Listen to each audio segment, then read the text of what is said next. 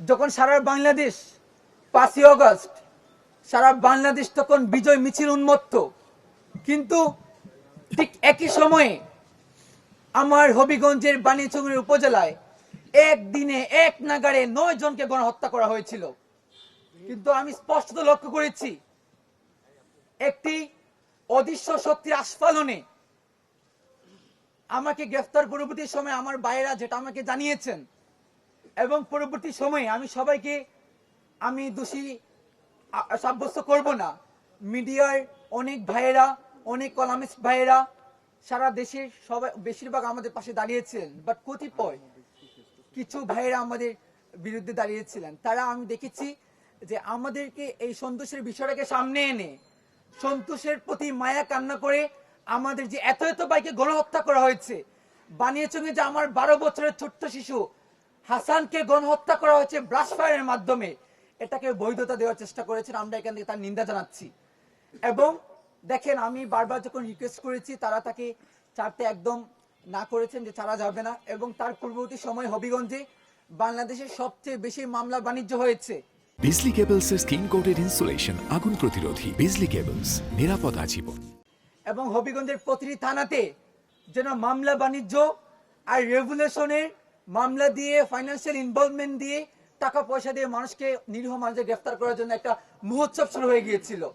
তো দীর্ঘদিনের আমাদের আক্ষেপ, আমাদের খুব, ওই জায়গা থেকে আমি যখন ওইখানে কথা বলেছি, বারবার আমরা রিকোয়েস্ট করেছি, কিন্তু উনি 4টি জন অস্বীকৃতি জানিয়েছেন।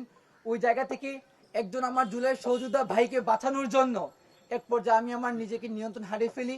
এবং আমি একটা কথা বারবার বলেছি যে আমাকে যদি আপনার ফাঁসি দিয়ে ফেলেন, আমি আই ডোন্ট কেয়ার, বাট আমার একজন সহযোদ্ধা ভাইকে আপনি এভাবে অন্যায় করবেন, এটা অন্তত আমি বরদাস্ত করতে পারি না।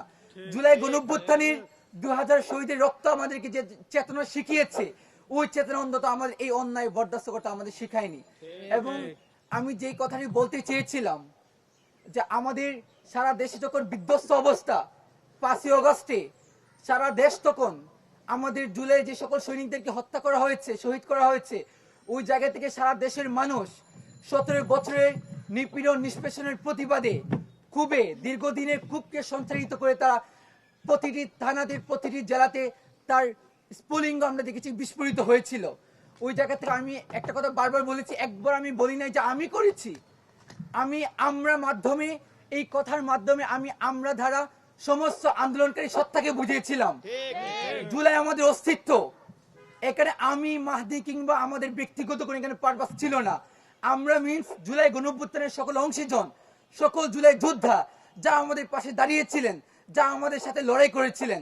এবং আমি স্পষ্ট বলেছি, আমি বলতে চেয়েছিলাম যে যখন বিক্ষুব্ধ জনতা থানায় আত্মপ্রতিরোধ গড়ে তুলেছিলেন, অন্যদিকে সারা দেশে আমাদের কেন্দ্রীয় নির্দেশনা অনুযায়ী আমরা সারা দেশের বিভিন্ন থানা এবং হবিগঞ্জে আমরা অন্যান্য থানাগুলোকে আমরা পাহারা দিয়েছি, অক্ষত করেছি।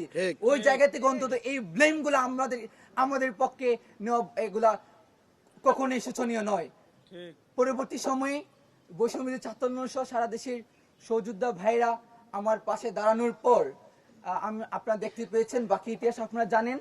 এবং আমি মনে করি কি কারণে মূলত আমাকে, এবং আপনারা দেখতে পেয়েছেন আমার পাশে আমার বোন সুরভি বসে আছে, ওকে কিভাবে আপনারা দেখেছেন যে 17 বছরের মেয়েকে 21 বছর বানিয়ে কিভাবে কত নিকৃষ্টতম অন্যায় করা হয়েছে। আমরা স্পষ্ট বলতে চাই, সুরভিকে মুক্ত করা হয়েছে, কিন্তু তার পিছনে যারা এই 17 বছরকে 21 বছর বানিয়েছিল, যারা 50,000কে 50 কোটি বানিয়েছিল, এই কুশলবিদকে বাংলাদেশের জাতির কাছে উন্মোচন করতে হবে।